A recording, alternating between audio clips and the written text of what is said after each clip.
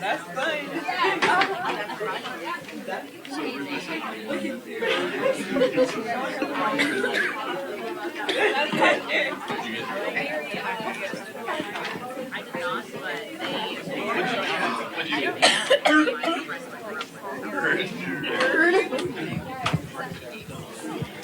All right, I think the time's upon us. The priests are gathering. We have our third in a distinguished series of guest lecturers today with Matt Arakakis in the house. Yes. Only announcements I have are, of course, the exegetical worksheet due today. In a minute. Maybe that's why some people are not yet gathered. They're typing exegesis, S-I-S. Submit. And then there will not be a brown bag lunch today, alas, but we will return that next week. So 2 guest lectures this week was not exactly planned, but it gave me another week off. So that's 2 spring breaks. But I'm really thankful that Dr. Porter Young lectured on Daniel, and we're in for a treat today with Matt lecturing on Lamentations. Those of you who've had him for a precept in fall or spring know what a thoughtful and diligent and gifted teacher he is. As you may or may not know, Professor Arakaki, as I like to call him, has the undergraduate degree in religious studies from the University of Virginia, not bad, after which he went to Princeton Theological Seminary for an MDiv, not bad, then went to the University of Chicago for a THM, or MTS, what is it? MA, also not bad, and then started some doctoral work at the Johns Hopkins University in Baltimore, one of the most distinguished in terms of Semitic philology and ancient Near Eastern studies. But then, thankfully, we wooed him away from that to come to Duke to finish his PhD work here. So UVA, Princeton, Chicago, Johns Hopkins, not bad, and hopefully Duke is the cherry on the top of Matt's distinguished pedigree. I find Matt's work equally adept and expert in the history, philology, ancient Near Eastern context, and also theology. So it's great to have him here in our program. It's great to have him as a preceptor. It's great to have him as head preceptor, and it's great to have him lecture. So let's give him another warm welcome. Matt Arakaki. All right, can everyone hear me okay? Can you give me a thumbs up? Great. All right. Oh, great. The preceptor's already on it, closing the door. I have a great teaching team, by the way, in case you were wondering. They are phenomenal, and the preceptors are doing a great job this semester. I always think it's a little ironic when I'm given an opportunity to do public speaking, because I don't know what kind of personality you have, but I'm an introvert. Do we have any introverts in the house? All right, so I actually spend most of my life trying to avoid situations like the one I'm in right now. But alas, this is my calling, so God has a sense of humor, right? Maybe some of you introverts who are going into ministry feel the same way. So maybe for those of you who are coming in a little late, if you're extremely astute, you'll notice that I'm not Dr. Strong, right? In fact, Dr. Strong is in your midst. And alas, I don't have the wit, the humor, the tact of Dr. Strong. So hopefully you learned something today and that you can apply this to your ministry context. Or if you want to go on to future academic work, that you'll take this lecture that direction as well. I would actually like to, wait, before we get there, I have a slide of the person I look up to the most in academia. We all have a role model, right?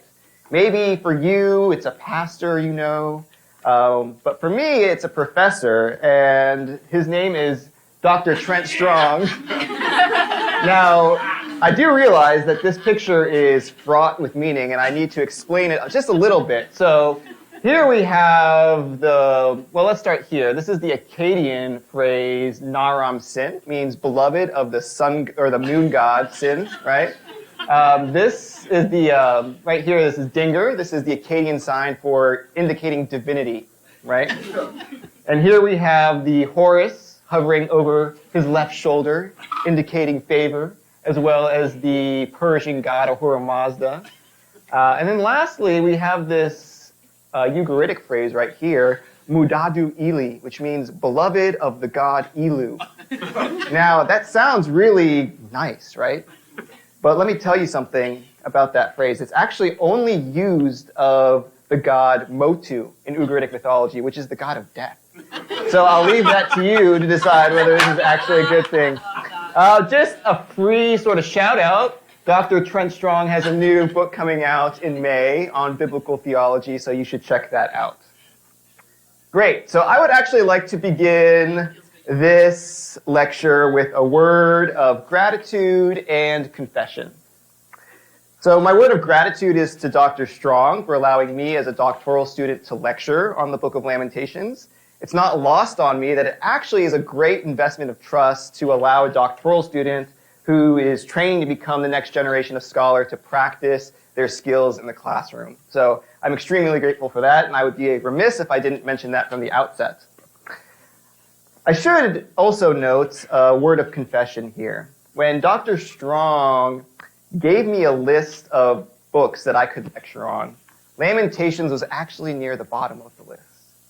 I don't necessarily have anything against the Book of Lamentations. In fact, now that I've read it, I think it's quite profound. But just initially, my habit has been to skip over it, right? And if I'm being honest with you, when I'm in ecclesial settings, I don't see many preachers preach from the book. And when they do, usually it's focused on only a few verses, right? So I was not particularly interested in the Book of Lamentations, but as I read the book, I came to find out that I actually resonate with the theology of Lamentations perhaps more than other books in the Ketuvim. And why that might be is, I think, because unlike Job, I don't feel comfortable standing before God saying, I am so righteous that I feel comfortable taking you to court. That's not necessarily my experience. More like the speaker of Lamentations, I can say, I know just how royally I've screwed this up and how my mistakes have had impact on other people, right? And so when I read Lamentations and I read this strange phrase of hope in the middle that maybe is overemphasized, it gives me a little bit of hope, right? So as an entree today, I would actually like to begin with a prayer that helps orient me towards the task of teaching. This prayer is actually a Puritan prayer, and I find it to be just very profound. So join me in prayer this morning. My Master God, I am expected to teach today, but go weak and needy to my task. Yet I long that people will be edified with divine truth, that an honest testimony will be given for you. Give me assistance in teaching and prayer, with heart uplifted for grace and passion. Present to my view things pertinent to my subject, with fullness of matter and clarity of thought, proper expressions, fluency, fervency, a deep emotion to accompany the words I speak, and grace to apply them to people's consciences. Keep me conscious all the while of my own defects, and let me not gloat in pride over my performance. Help me to offer a testimony for yourself, and to leave these students inexcusable in neglecting your mercy. Give me freedom to open up the sorrows of your people, and to set before them comforting consolations. Give your power through the truth taught, and awaken the attention of my audience.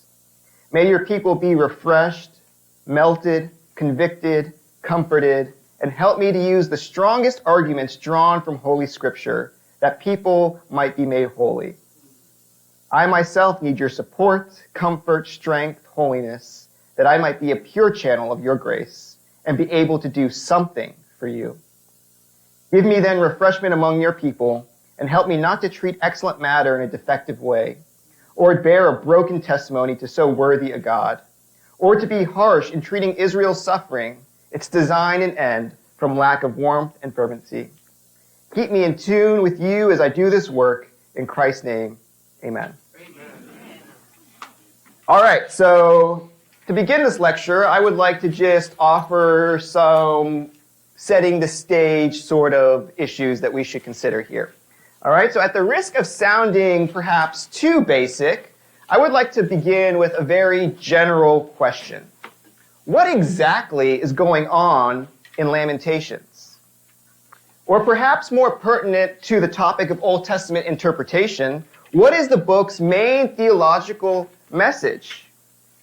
If your experience has been like mine, you most frequently encounter Lamentations on pithy greeting cards about the Lord's never-ending mercies or as a meme on social media.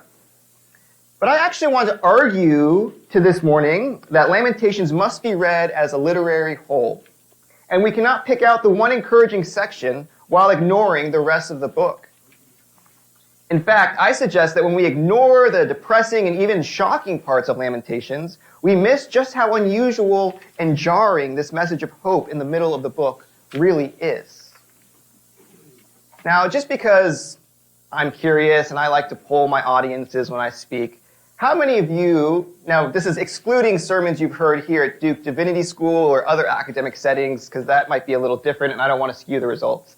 So, in the last 6 months, how many of you can raise your hand and say you've heard a sermon on the book of Lamentations? Go ahead and raise your hand. Okay, there's 2. Excellent. All right, let's make the offer a little more generous, right? How about in the past year? Who's heard a sermon on the book of Lamentations? Okay, so we expand maybe to like 4-ish. The past 5 years. Okay, so even still far below 50%. All right, so this, I think, is instructive for me, and it's actually what I was expecting. So what exactly is it about the book that has caused both scholars and pastors to leap right over the book of Lamentations and move on to Ezekiel? As I was preparing for this lecture, desperately trying to become something of an expert on this book before I stood before you, I found myself in the stacks, desperately searching for all the books on Lamentations, right? And to my dismay and to my horror and shock, I realized that there was only about 3/4 of a shelf dedicated to the book of Lamentations, whereas Jeremiah had multiple shelves, Ezekiel, which comes after it, had multiple shelves, right? So even scholars aren't paying attention to the book of Lamentations as much as other books in the Hebrew Bible and the Ketuvim specifically. So here, I would actually like to open up the lecture, wrong direction, by turning to our distinguished panel. All right, so we have today Jonathan, Grace, Jillian, and Liv. Could you guys identify yourselves? Awesome. So how about a round of applause for our panel? All right. Let's do it. So the question I want to begin with is, why is it that we in the Christian tradition do not frequently read or maybe say preach from the book of Lamentations? And maybe just as a cursory note, also, why do you think, what do you make of this book and what its theology is? So who wants to go first? Lamentations draws more focus on grief than on hope, and it really makes us pay attention also to stability is only a small section of hope within the book, which is, I feel, called out in my family for our Christmas party when I put Lamentations and we got my hopeful first. So reading it, I was like, okay, wow, we are part of the people who don't want to look at the world the same. Because it forces us to turn the mirror back on us and really pay attention to what we have done, what we have contributed to destruction. So maybe we have a certain level of grief aversion, Yes. Right? We want to be happy all the time. Culture sells us happiness, right? And I think this is actually true in the church in general, right? I was listening to a Christian radio broadcasting service one time, and I was not in a particularly upbeat season of life, I don't think. And the radio personality's name was Happy. I was not happy. And so I was like, you know what? We need to make room for melancholy and grief in the Christian tradition. How about other panelists? Do you guys have thoughts on these questions? Liv?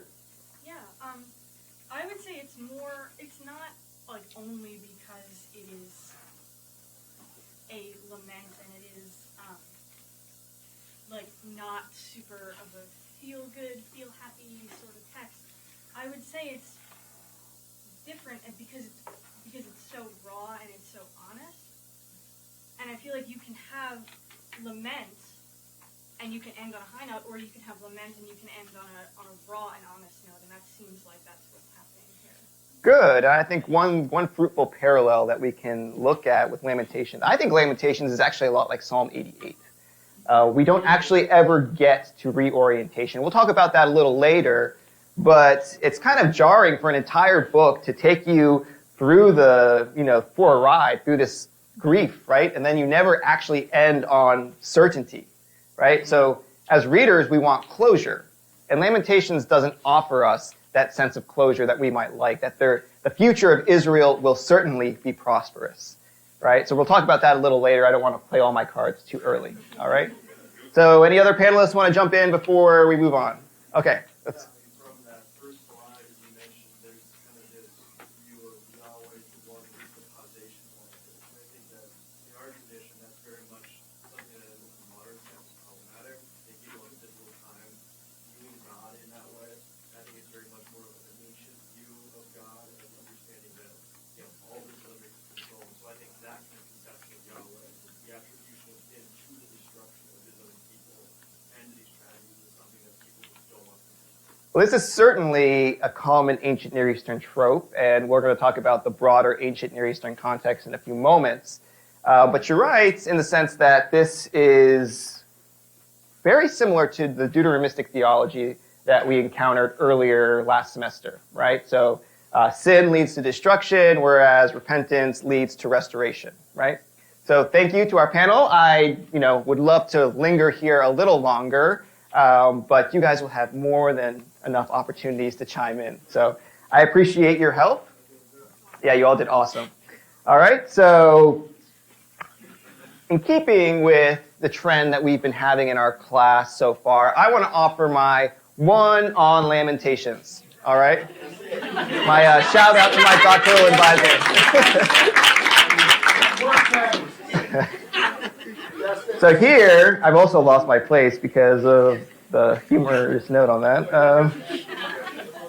So here is my one on Lamentations. We have sinned against Yahweh and have received the full payment of our sins. Destruction and death everywhere. Hope is elusive and our future uncertain. But perhaps not all is lost. And the operative word there, I think, for lamentation is perhaps. All right, so much like the exegetical worksheet that we've been working on in this class, I want to offer a certain logic to this lecture. So I'm not going to go in the exact order that we do the exegetical worksheet in, but I am going to hit several of the key moments that we emphasize on that assignment. So we're going to begin with a historical analysis of Lamentations in its ancient Near Eastern context. That's important. We're going to move to literary analysis, so Lamentations in its literary and canonical contexts.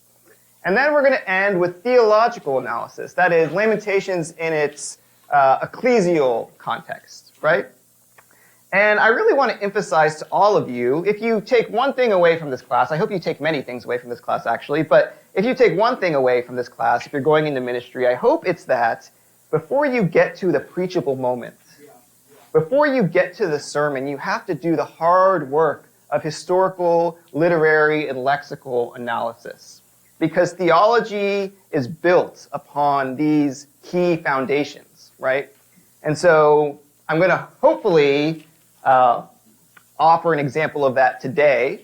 And hopefully as you work through the exegetical worksheet, you're also going to see the usefulness of going through these steps. All right, so enough about that. Let's begin with historical context. Many of the descriptions of the fall of Jerusalem in the Hebrew Bible are captured in the historical books or the prophets. But Lamentations is the poetic response that occurs after Jerusalem has fallen. Lamentations is Israel's uncensored poetic response to the catastrophic destruction of Jerusalem in 587 BCE at the hands of the Babylonians. Both Jeremiah and the Deuteronomistic historians tell us that Israel is destroyed for its persistent refusal to heed Yahweh's covenant and to listen to the prophets, especially their plea for repentance. In DTRH and in the prophets, Israel's punishment is deserved. Yet these texts do not tell us how Israel feels about its punishment. We find this only in Lamentations, which is Israel's raw response to death and suffering. In fact, Carlene Mondalfo writes, quote, "Hope in the midst of Lamentations' suffering is kept alive through the perseverance of dialogic relationship, no matter how thorny that relationship becomes," end quote.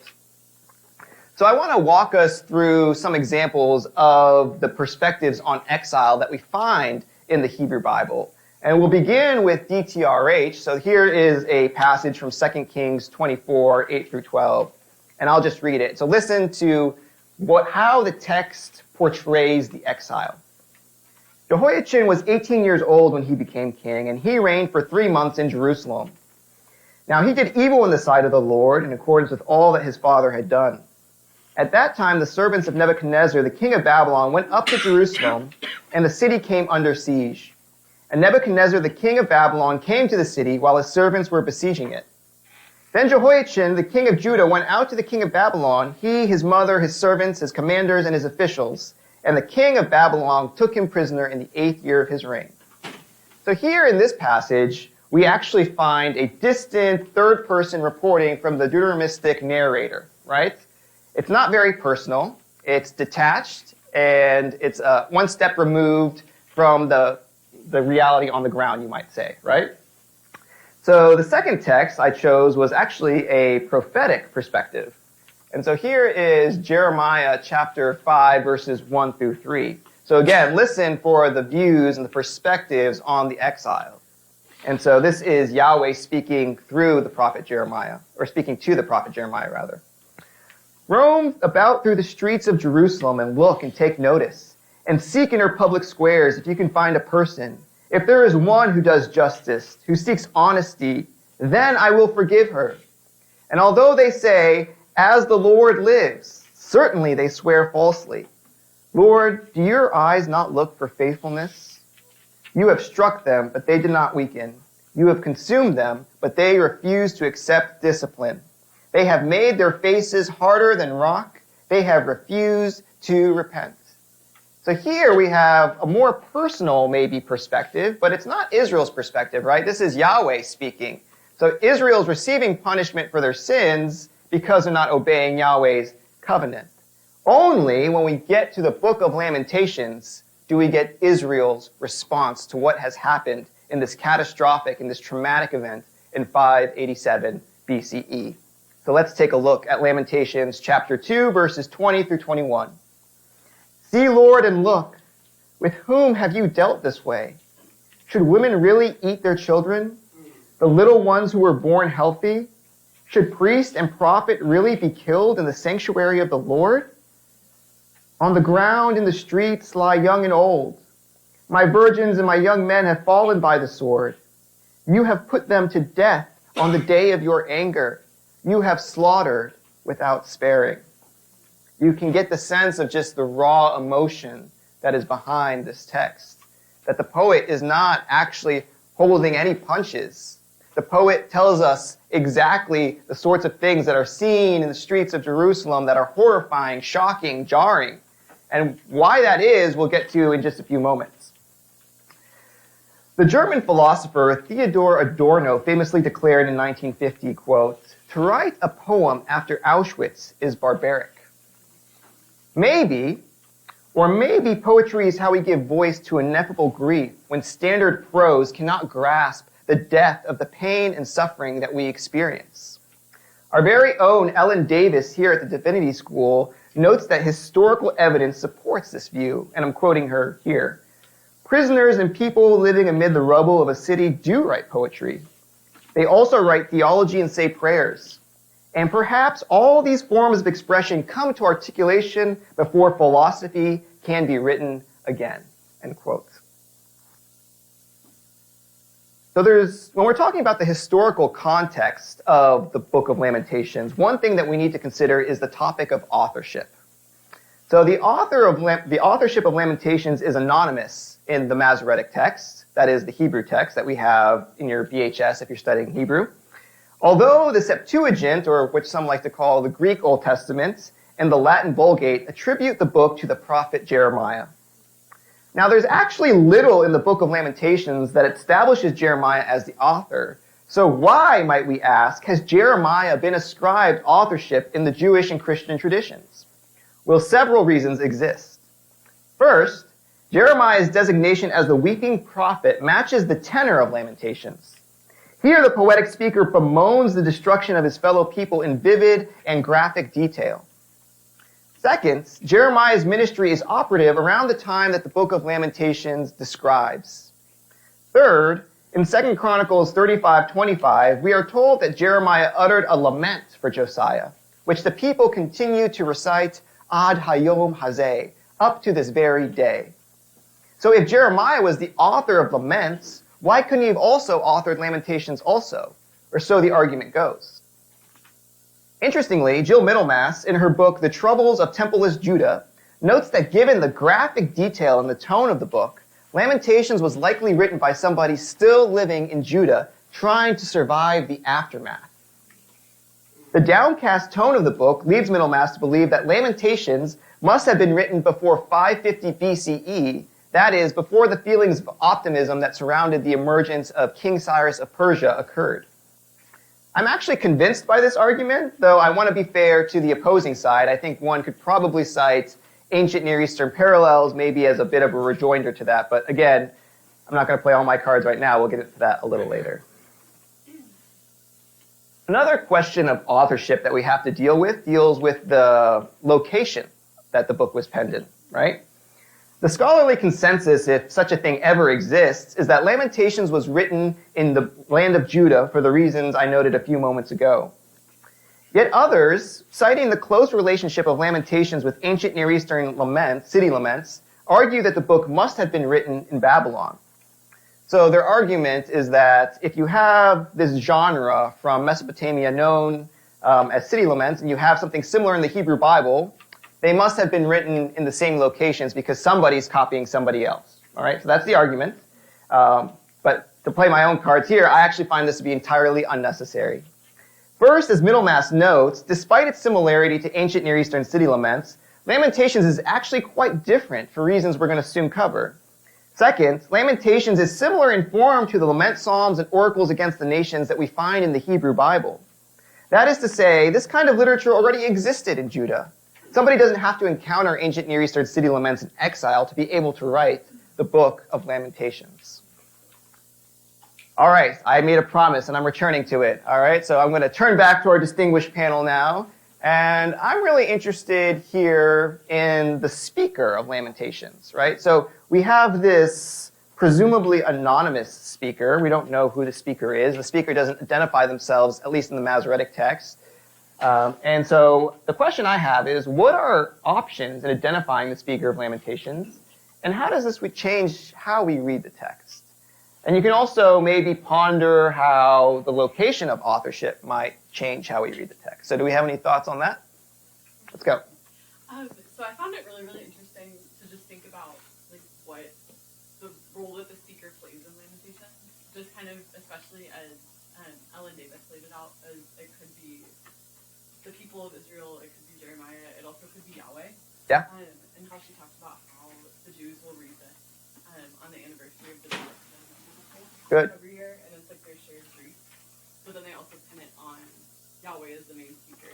I remember she talked about like Yahweh roaring as a lion over the city, and just his grief over his people turning from him, and the destruction that was done. Very good. This is actually a perennial problem in the Psalter, too. When you have anonymous speakers, we don't always know who's speaking. Sometimes the speaker shifts, and we have to sort of realize that on our own through textual cues, right? So some readers throughout the Jewish and Christian tradition have seen multiple voices in the Book of Lamentations. And in fact, we have 5 different poems in the Book of Lamentations. Is each poem spoken by the same person? It's a good question, right? I'm going to leave that open for now. Do we have any other panelists who want to jump in? Liv? Yeah, your point of it could be people of Israel, it could be Yahweh, it could be both who are speaking in this book. Ellen Davis talks about the imitatio Dei concept of both Israel and Yahweh mourning the destruction of Israel kind of simultaneously. Good. All right, these are all great perspectives, and you're touching on things that are in the lecture. So you did good work with your research. I'm very impressed. All right, so actually, why don't we open it up to the class? This seems like a good place to maybe pause for a second. Does anyone out in the cosmos want to weigh in?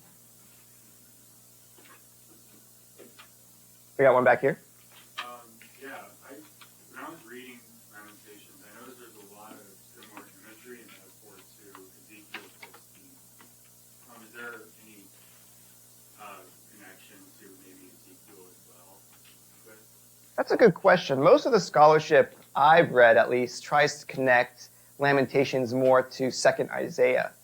There's a lot of shared themes between the two: grief, hope, and a lot of, well, we'll get to this in a little bit, but some people see 2nd Isaiah as a response to Lamentations, a poetic response, God's response to the suffering of God's people. So that's a good eye, because we should, as Christians, I think, be reading books canonically. And so whenever we have a book, and I think we should read books on their own terms too, but at the end of the day, too, we have to realize that this canon has been shaped in a particular way, and maybe the very production of this text was meant for sort of conversations between different books. And that's something we should keep our eyes on. Very good. Okay. So now I would like to turn to ancient Near Eastern city laments. So although Lamentations is somewhat unique in the Old Testament because it laments an entire city, the genre of city lament is actually quite common in the ancient Near East. One prime example is the lament for Ur, an ancient city in modern Iraq, which was destroyed between 2028 and 2004 BCE. That's a very long time ago. Unlike Lamentations, however, the city lament was written while the residents of Ur were still knocking down its walls and rebuilding the temple. The lament has a lot of repetition, but it sounds a little like this. Enlil, the shepherd of Sumer, has fled to Nippur. His temple is a haunted ruin. Enlil, divine patron of the earth, has abandoned Nippur. His temple is a haunted ruin. Enlil has fled Nippur. His temple is a haunted ruin. Ninlil, the wife of Enlil, has fled Nippur. Her temple is a haunted ruin. Ninlil has abandoned her temple. Her temple is a haunted ruin. As you can easily tell from the constant refrain of this poem, the main concern is the destruction of the temple, which represents the gods' absence from among the people. In this poem, the gods are displeased with Nippur, and they pull out of the city, which ultimately leads to destruction and death. A clear parallel exists to the Deuteronomistic theology of Lamentations, where Jerusalem suffers due to Yahweh abandoning the city. A later portion of the text gives us detailed and raw images of Ur's destruction, similar to the imagery of Lamentations. The dust storm leaves the city and the temple of Nana in ruins, and the people of Ur mourn. The dust storm scatters bodies everywhere like broken pots, and the people of Ur mourn. The walls are breached and corpses block the gates, and the people of Ur mourn. The main streets are filled with dead. Bodies fill the streets. Where crowds once celebrated festivals, bodies lay in every street, corpses piled on every road. In the squares where people danced, heaps of corpses lay. The blood of the dead fills every crevice like molten metal in a worker's mold. You can see many of the thematic parallels with Lamentations in this passage. And if you have your Old Testament parallels book on hand, you can open that up and see it's going to give you cross-references to some verses that sound strikingly familiar to parts of Lamentations. But we also don't just need to rely on textual evidence to see how this plays out. So as a doctoral student, one thing I've been trained to do is to incorporate iconography into my lectures, into my scholarship. So here's a shout out to my own doctoral advisor again. So here we have a wall painting from Mari. And this is actually a really fascinating picture. I wrote a paper on this last semester. We have to write papers too. And we also get marked up too. So here we have this temple complex. You can see it here in the middle. And most scholars agree that it's on top of a mountain because you see these two hills on both sides. So that's supposed to symbolize this temple complex atop a hill, right? The cosmic mountain was a common theme in the ancient Near East. And here you have the goddess Ishtar. She's packing heat, as she often does. She's a divine warrior. And here she's giving her blessing to the king. But if you pay very close attention, you'll see that her foot is on this lion down here. Now this is important because the lion was a way, although it could symbolize several things in the ancient Near East, in this context, it is the personification of chaos. So this divine warrior is has conquered chaos, right? And here in the Abzu chambers below, you see two deities holding vessels, and from these vessels, streams of life-giving water are coming out and producing life all around them. Right? So what we get from the theology, if you will, of this image is that when the deity is present in the temple, present among their people, blessing ensues. But the opposite is also true. When the deity decides to up and leave the temple, destruction takes its place. And we actually see this in other places in the Hebrew Bible as well. So your mind might go to the book of Ezekiel, right, where the kabod of Yahweh picks up and leaves, right? And what ensues after that? The fall, right? So Nebuchadnezzar II, with his Neo-Babylonian army, comes and razes the city to the ground. In the ancient Near East, when a deity left a city, it indicated that disaster was imminent, right? But when the deity dwelled among the deity's people, then there was a sense of blessing and a sense of protection. So the people had a huge investment to keep their gods happy and to make sure that they were living according to the standards that the gods had set. Okay, so moving on then. As we've already seen, partly, the lament for Ur consists of 11 laments that chronicle what has been destroyed in the city and how. At the very end, the lament addresses the gods and asks them for permission to rebuild the temple. And here is one key difference with Lamentations. While ancient Near Eastern city laments portray utter destruction, they also end with the hope that the city will be rebuilt. That is to say, there is a sense of reorientation in ancient Near Eastern city laments, while Lamentations seems to be stuck in disorientation. In this way, Lamentations is not unlike Psalm 88. Listen to the way that Lamentations ends. You, O Yahweh, rule forever. Your throne is from generation to generation. Why will you forget us forever? Why do you abandon us for so long? Restore us to yourself, O Yahweh, that we may be restored. Renew our days as of old, unless you have utterly rejected us and are exceedingly angry with us. The end. Lamentations ends on a note of uncertainty. Will Yahweh return? Who knows? For the time being, all we see is ruins and destruction, and we can only hope that Yahweh will come back. So I believe this is the last time I turn to my distinguished panel, so if you really have some itching desire to talk, this is your moment. You can grandstand if you'd like, all right? So the question is, how might we deal with the uncertainty of Israel's future in Lamentations? Of course, we need not rush past lament, but does lament get the last word in Lamentations, yes or no?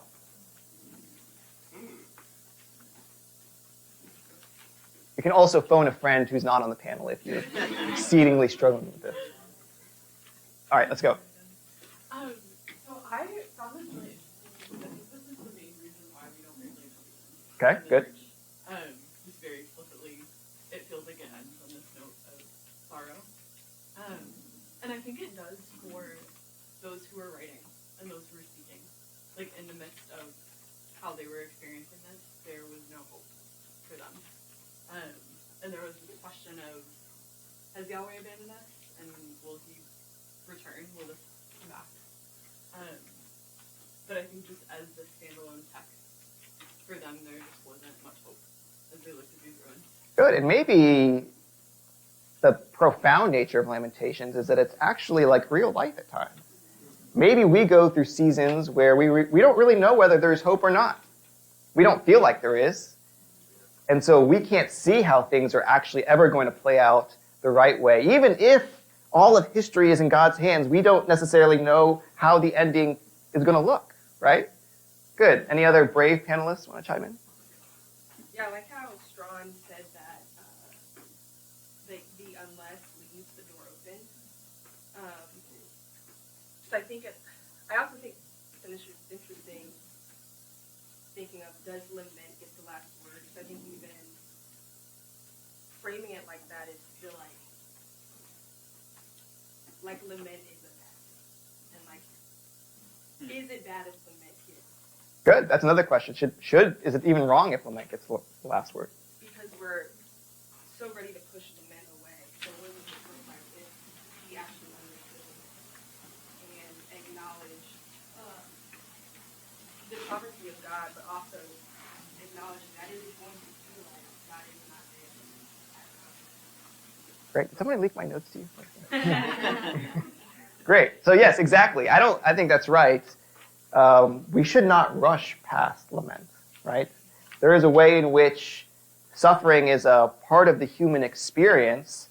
And as a biblical scholar who is very interested in theological analysis, but one of the only ways I can really connect with the humanities in general is talking about the human condition, right? And so here in the Hebrew Bible, I think we have a very clear example of suffering. And suffering is something that's universal to all people. It's something that we can all relate with. And I think that the Book of Lamentations has a lot to speak to that.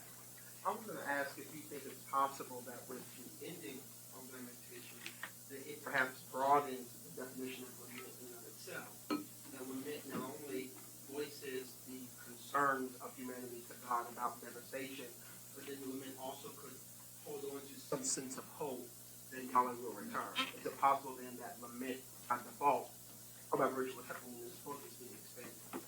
That's a good point. So it all depends on how we understand that word unless, right? And I think you can actually couch it in both negative and positive terms. You can say, well, we don't have any hope, we don't know for certain, right? But not knowing for certain also means that we're not certain that this is going to end poorly either. So it can be a way of having hope, even in the midst of lament, like you say. So that's great. So I just want not to be rude here. My phone is on airplane mode, so I'm not checking Facebook. I just want to make sure that I'm being respectful of your time. All right, so we're going to go ahead and move on. I want to touch briefly on what I call the collapse and restoration of Zion theology. So one strategy for dealing with the uncertainty of Lamentations might be to read canonically. Now, like I said earlier, I don't think we need to rush to read canonically. I think we should understand a biblical book on its own terms. And we should wrestle with that biblical book on its own terms. But here I think we need to remember the episodic nature of poetry. Lamentations is only one snapshot of Israel's history. In some ways, Lamentations is a challenge to Zion theology, which held that Jerusalem was indestructible as long as Yahweh dwelt on Zion, and that Yahweh was never going to leave. Like in Ezekiel, we find out that Yahweh can, in fact, leave the temple, like the gods and other ancient Near Eastern religions could as well. But Lamentations isn't the end of Israel's, I'm going to say a curse word, story. In Ezekiel 47, we see life-giving waters flowing once again from Zion, which was a common ancient Near Eastern trope for paradise. As it turns out, Yahweh does return, and Yahweh does promise to never leave again, meaning that destruction and death do not get the last word, at least for the canonical reader. All right. Here at Duke Divinity School, we really privilege literary and theological reading, so I know you've all been waiting for this moment, and I actually have been too, because I think the Book of Lamentations is just a profound work of literary mastery. So we've already alluded to this a little bit, but the composition of Lamentations is quite extraordinary. The book is made up of 5 poems, each of which begins its own, or constitutes its own chapter. The first 4 poems are acrostic, which means that each stanza begins with a letter of the Hebrew alphabet, arranged in order. Chapter 3 is a triple acrostic, right? Overachiever there, which means that each letter of the Hebrew alphabet is given 3 lines. So in English, that would be A, B, B, B, C, C, C, and so on. The last chapter does not have an acrostic form, but interestingly, it still only has 22 stanzas.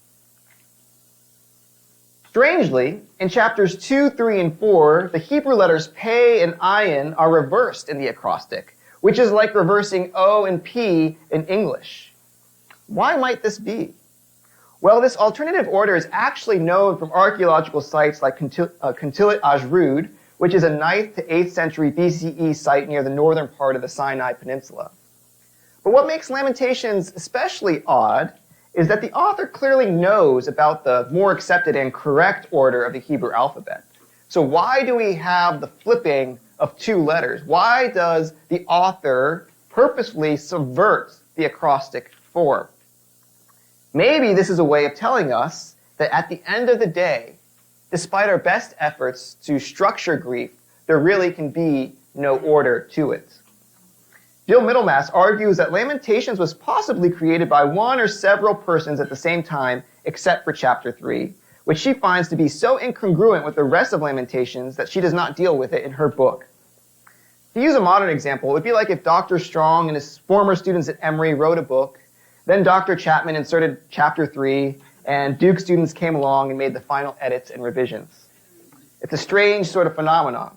Now, that said, I'm a little skeptical that we might need to pause at stages of development in Lamentations. But even if we do, I think ignoring the 3rd chapter is a classic historical critical mistake.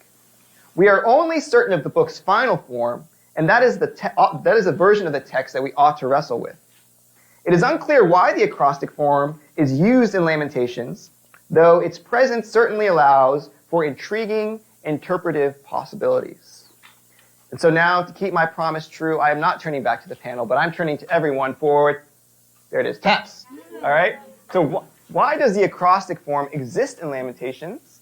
What are the pragmatic and interpretive reasons this form may have been adopted?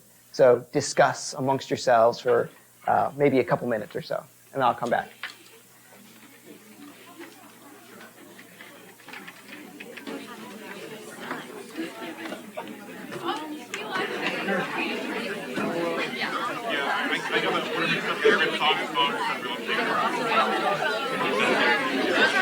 Very different.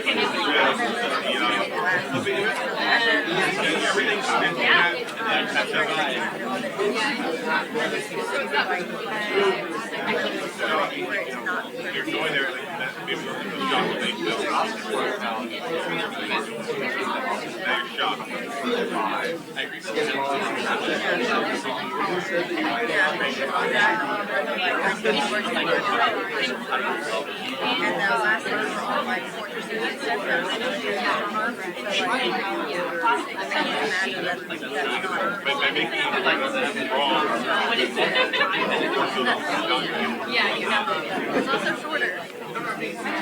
I'm not really Lamentations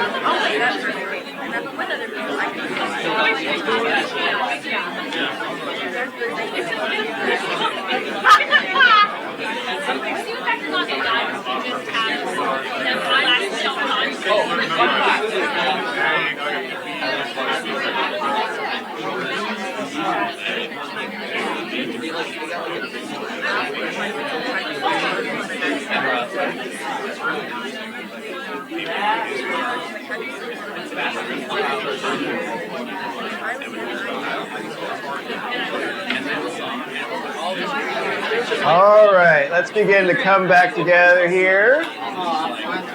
Here's some good discussion. But I should say, before I go any further, I'd like to give a shout out to my sponsor, Panera Bread. For $11.99 per month, you also can have unlimited coffee. Some of you already do, because I see you there all the time, and I try to hide myself because I'm ashamed of my addiction. So, all right, so let's open this up for some discussion. All right, so who wants to be the brave soul that opens? Oh, we got one over here. Oh. You've been voluntold. Well, perhaps one reason is dealing with this subject of grief. It's ephemeral. We can't grasp it, and so perhaps the attempt was to take a complex, indescribable experience and maybe put it in a framework where it's somewhat palatable. So, for instance, we were talking through how we teach children the ABCs, right? So going back to the whole acrostic form, children language is very complex. We will learn this over a lifetime, but we begin with this palatable form. And so it's something about visual communication inexplicable to our human attempt. Good. So chaos is so unformed, right, that we want to give some sort of structure to it, right? Yeah. Good. Logan? Nolan mentioned that the difficulty of voicing grief might be facilitated by the ease and ready acceptance of the alphabetical order. Similar to if you're an addict or something, someone might say, "Well, work the steps," of Alcoholics Anonymous. Good. I really like that. Yeah. There's form to this. Also, it seems like the alphabet often reflects the created order. We talk of God of being the alpha and the omega. So in that sense, it might also illustrate, to do a line.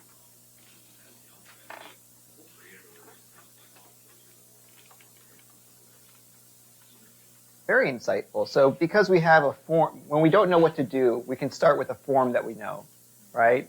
And so this gives us a starting point for how to begin to articulate our grief, right? Very good. Let me hover over to the center aisle. Anyone over here want to jump in? All right, I got Justin, and then I got one back here. So what we talked about was how, if you look at some of the acrostic poems in the Psalms, so Psalm 119 that uses the entire Hebrew alphabet, what we see happening is this theme where from beginning to end, there's a voicing of how one feels, and there is an order in how it is written, but because lament often shows up in an unorderly or disorderly type of function and manner, you're trying your best to, in an ordered fashion, describe a disoriented event. And if you can work with what you have, you can best get those emotions out of the structure. Good. That's very good. Someone did the reading. Very good. Go ahead. I think they created the structure so they could break it.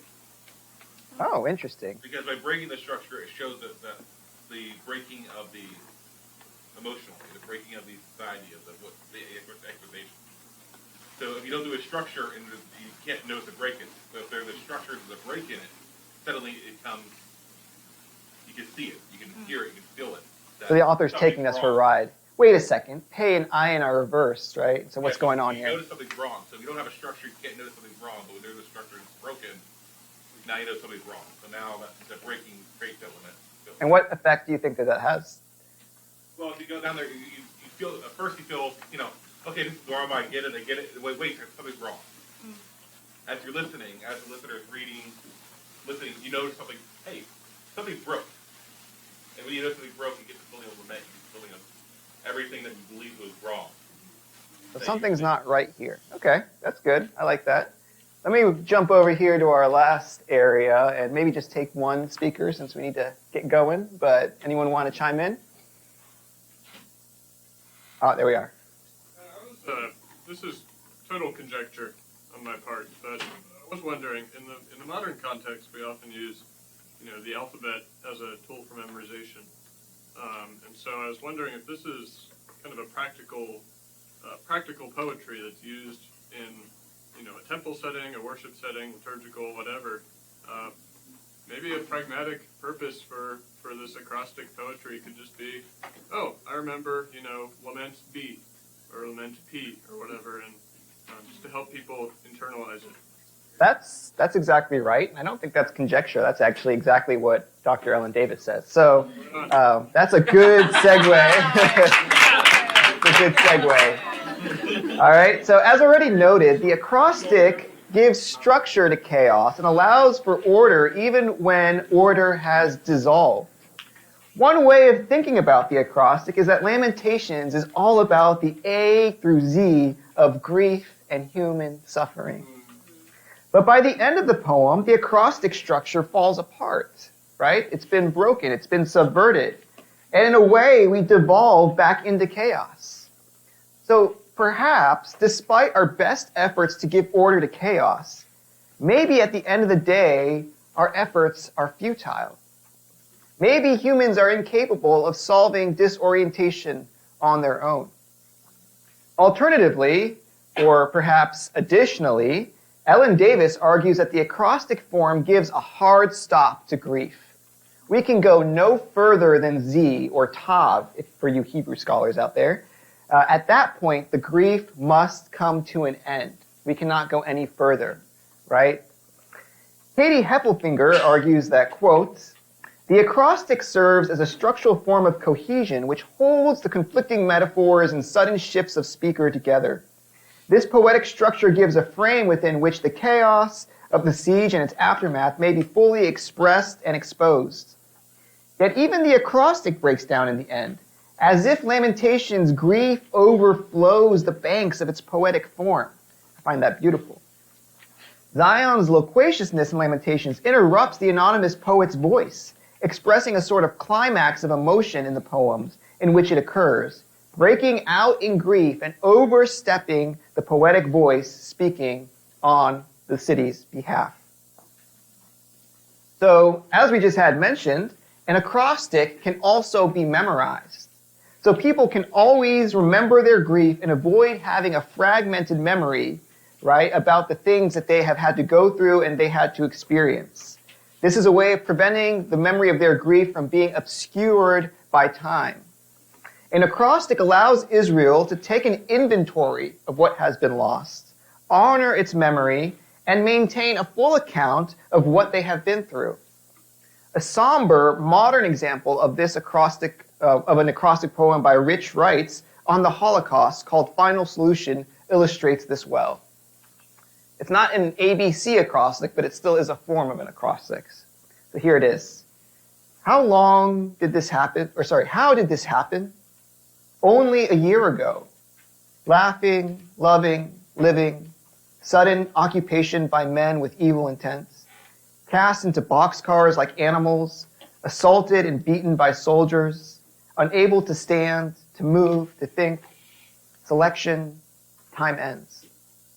A very somber poem about with the tragedy that this Jewish author has been through, right? The Holocaust, a horrific event. Here, the acrostic offers a way to give structure to unthinkable grief and tragedy. A vast majority of Lamentations is replete with shocking and vivid imagery of death and suffering. As we saw in the passage earlier, we see mothers and children dying in the streets, dead warriors strewn everywhere, and much more. A strange feature of Lamentations, however, is its optimistic center in chapter 3. Given the overwhelmingly negative tone of Lamentations, this passage sticks out, and it's worth considering how it relates to the rest of the book. So let's take a look. This is what I would call greeting card theology that we often see, right? It's a beautiful verse, but it's even more beautiful when you understand it in its full literary context. Certainly, the faithful love of the Lord hasn't ended. Certainly, God's compassion isn't through. They are renewed every morning. Great is your faithfulness. I think, the Lord is my portion. Therefore, I'll wait for him. The Lord is good to those who hope in him, to the person who seeks him. My Lord definitely won't reject forever. Although he has caused grief, he will show compassion and measure with his covenant loyalty. He definitely doesn't enjoy affliction, making humans suffer. Kathleen O'Connor writes that the framing of the book calls our attention to chapter 3. Quote, but that hope is not sustained in the book. The hope is a possible outcome rather than a certainty. One wonders if this passage is placed at the center to draw attention to the possibility of hope even in the midst of unspeakable grief, or if some other theological reading is intended here. Within a few verses, however, we slip back into despair and suffering. It is almost as though sometimes hope flashes in the darkness, but then suddenly disappears. Maybe there is no straight line from suffering to restoration, and the process of healing is more messy than linear progress. Another crucial literary question is what we are supposed to do with the ambiguous and negative ending of the book. As readers, we are always looking for closure, but Lamentations refuses to give us the closure we are looking for. Listen to what Kathleen O'Connor writes about in her book, Lamentations and the Tears of the World. Quote, the text expresses the community's doubt about God's care and about God's character. It utters the unthinkable, that God has utterly and permanently rejected them, cast them off in unrelenting anger. The verse is fearsome, a nightmare of abandonment, like a child's terror that the only ones who can protect her and give her a home have rejected her forever. Such is the ending of this book. And this is a provocative statement by her, and I think it is wonderful. It is wonderful because it is truthful, because it does not force hope prematurely, because it expresses what many in the worlds of trauma and destruction know to be true. Its very unsettledness enables the book to be a house for sorrow, neither denied nor overcome with sentimental wishes, theological escapism, or premature closure. Although Lamentations does not tell the whole story and does not contain all there is to say about God's relationship to the world, it does tell the truth about human experience of suffering. End quote. Interestingly, in Jewish liturgy, Lamentations 5:1 is repeated to make sure that the book actually doesn't end on a negative note, but a positive note, right? So this has been noticed throughout the centuries as well. that people realize, they recognize that the book ends on a negative note, but they don't want it to. Let me check the time here really fast. We are going to skip taps 2, so you all are off the hook. You can thank me later. But I want to get to the theological analysis. Because for me, this is the apex of the book, right? So Jewish tradition recites the entire book of Lamentations on the liturgical date of Tisha B'Av, a day that commemorates the destruction of the Jerusalem temple, both in 587 BCE and 70 CE, respectively. According to Ellen Davis, who is frequently in dialogue with the Jewish community, this religious observation does not perpetuate Israel's ongoing anger at God, nor God's unabated anger at Israel. Instead, this commemoration recalls Israel and God's shared grief over the destruction of Jerusalem. In fact, in Jewish liturgy, the grieving voice in Lamentations 3, who bemoans, "I am the man who has known affliction," is often heard as God's own voice. The Talmud envisions the Holy One roaring like a lion and mourning like a dove over Jerusalem and the temple, saying, "Woe to the father who had to banish his children, and woe to the children who had to be banished from the table of the father." Ellen Davis argues that if God is the chief mourner of Jerusalem, then reciting Lamentations, despite all of its harsh accusations against Yahweh as chief destroyer, becomes paradoxically an act of imitatio Dei. God mourning over Jerusalem should not surprise us as Christians, since we read in the New Testament that Christ offers his own lamentation over the city of Jerusalem. "Jerusalem, Jerusalem, who kills the prophets and stones those who have been sent to her. How often I wanted to gather your children together, the way a hen gathers her chicks under her wings, and you were unwilling." Jewish Midrash has seen an occasion for hope when reading Lamentations and shows some similarity to the prophets. Once God's anger is spent, mercy will be shown to Israel. So here is a passage from Eka Rabbah 3:8. So it's going to cite the scripture and then it's going to give a sort of explication of it. "It is the Lord's kindness that have not ceased, for his mercies have not ended. It is the Lord's kindnesses that have not ceased. Rabbi Shimon ben Lachish said, after the Holy One, blessed be he, despairs of the righteous in this world, he then has mercy on them. That is what is written. It is the Lord's kindnesses that have not ceased." Now I want to turn to the theological significance of Lamentations in the Christian tradition.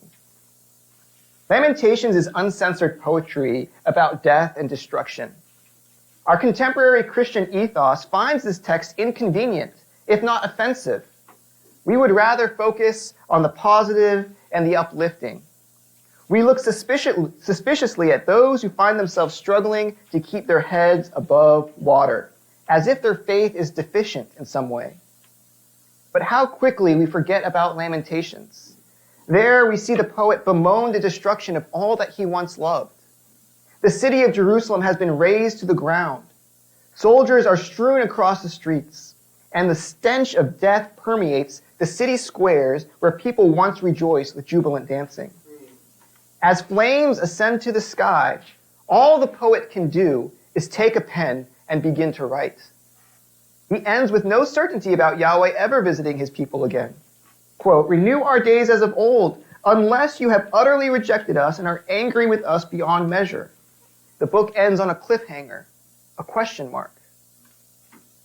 Perhaps like most people, you grew up being told that we should not discuss certain sensitive topics at the table.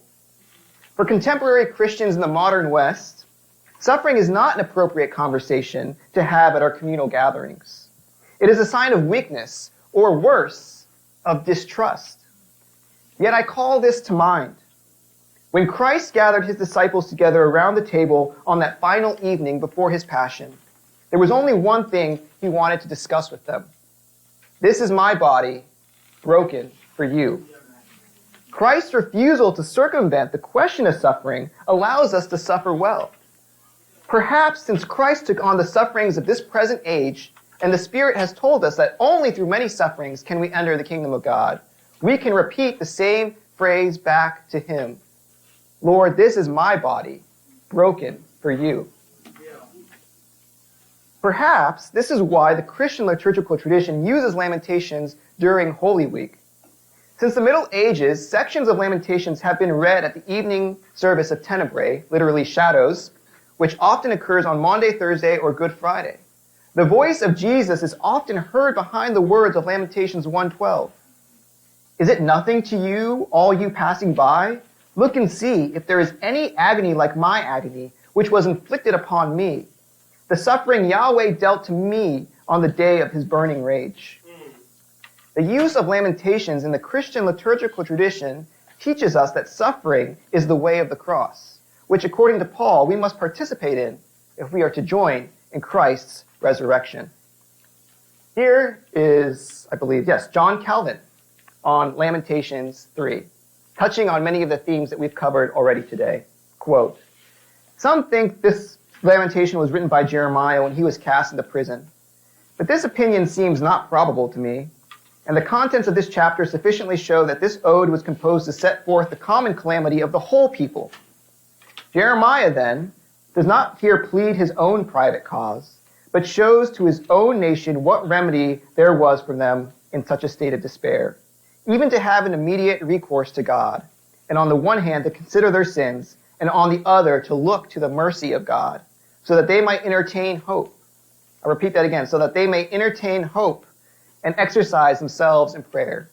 All these things we shall see in their due order. So as we see, both Jewish and Christian traditions have seen Lamentations at the end of the day, despite its raw language, metaphors, dealing with death and suffering, they see it as an occasion for hope. That God will once again have compassion and mercy on God's people. That God's chesed, his covenant loyalty, is so strong that even when God's people have forsaken the covenant entirely, God will ultimately return and have mercy upon them. I want to end on a note going back to our fall semester. So I remember having several conversations with students who were concerned about Yahweh's role as a divine warrior in the conquering of the Canaanite people, right? And the concern was largely that Yahweh was acting as a warrior against these people, and it seemed like Israel was privileged in some special way. But I want to actually argue to you that through the book of Lamentations and other texts that election actually means increased responsibility, and with increased responsibility means that the consequences are actually heightened for those who are in covenant with God. And so in Lamentations, what we see is actually Yahweh acting as a divine warrior, not against the Canaanites, but against Israel. Because Israel is the one that has offended Yahweh. Israel is the one that has forsaken Yahweh's covenant. So it's not necessarily a way out of punishment. Covenant means that you are all the more responsible. There was an open forum that I planned in case things went short. It's like my backup plan. So always have a backup plan. Ministry 101. But I'm actually done. So thank you.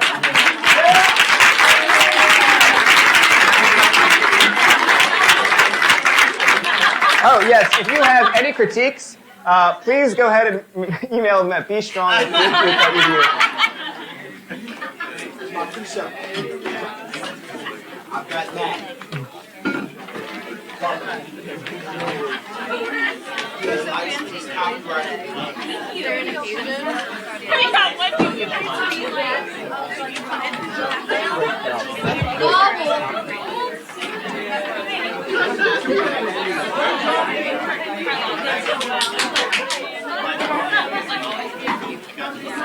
I'm writing a professional statement. So you want to do